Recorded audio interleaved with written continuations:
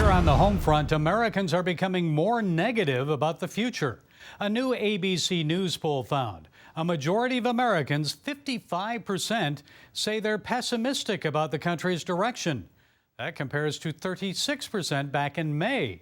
Why the huge nearly 20% increase in negative attitudes 6 months into the Biden presidency? Well, here to provide some insights is Financial Issues National Radio and TV host Dan Celia. Dan, it's good to hear from you on this. So what's up? Why do you think a majority of Americans are pessimistic about the country's future? Yeah, I think primarily, Gary, it's going to be inflation, number one. We got some very interesting inflation data out on Tuesday that came out, indicating a poll that University of Michigan did, indicating that most people are very concerned about inflation and are looking at inflation rate as to what they think will be somewhere around 4.8%. That was the average. But inflation right now is sitting at a 13-year high. We're sitting at 5.4%. Gary, we haven't been there since August of 2008. I don't have to tell you what happened later that year in October. So this is 5.4% inflation rates, a 13-year high. That's got to be weighing on an awful lot of people. And you know, the average person is feeling that because the majority of this inflation has been on food. And nobody's talking about that. They talk about the core inflation, which takes food out. But 5.4% inflation is extremely high for the average person that hasn't seen inflation in a very, very long time. And that is one of the reasons. The other thing that we're seeing is people are pricing out of houses now.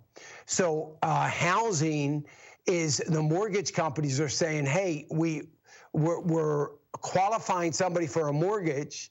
They get ready to go to settlement, and the house is increased in price by $20,000, and now they don't qualify anymore. Mortgage companies are concerned about that, so are buyers. And then we have COVID. You know, people, I call state-run media is talking about COVID, another round of the epidemic, and certainly that lends itself to some pessimism too.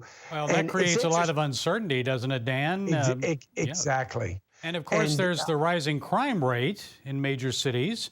A total of 2 million people expected to pour over the southern border as well by the end of this fiscal year. So how do all these developments play into consumer perceptions, and what's the impact on the U.S. economy? Debt aside, national debt aside, which is impacting all of that, it creates an environment of hunkering down. People, when they get concerned about the uncertainty of the economy and the environment they're living in, the natural thing they do is they hunker down. And what I mean by that is they slow down their spending dramatically. And that has an incredibly negative impact on the economy and eventually trickles into business sentiment. And we could be looking at November, December business sentiment as being very concerning and weak. So uncertainty, never a good thing for the economy. Inflation, never a good thing for the economy. Crime, and as you say, the illegal immigration that is expected to hit close to 2 million by the end of the year, and it doesn't look like anybody's doing anything to stop it. No wonder we're pessimistic right now. Any bright spots, yes, Dan? I know travel is up for Americans. More Americans are vacationing this summer. There's some bright spots like that. Traveling, vacation, people are getting out, but you know, I think that if we see even the slightest shutdown as a result of this Delta variant, people are fed up. They're really going to be, I think people are going to be angry and very, very much in a mode of this is all too uncertain. Whether it's contrived or not, They're still going to be thinking, what's next?